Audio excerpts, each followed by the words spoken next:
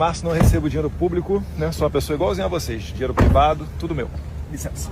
Moro de aluguel, ao contrário do que o Intercept falou. O Intercept da fake news foi na casa errada porque são péssimos jornalistas investigativos.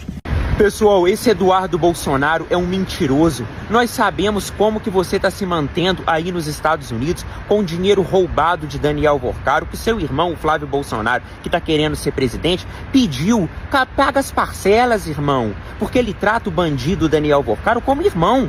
E eu sei que ele é irmão da família Bolsonaro, porque eles enviaram para vocês 134 milhões, é o dinheiro que você está lavando.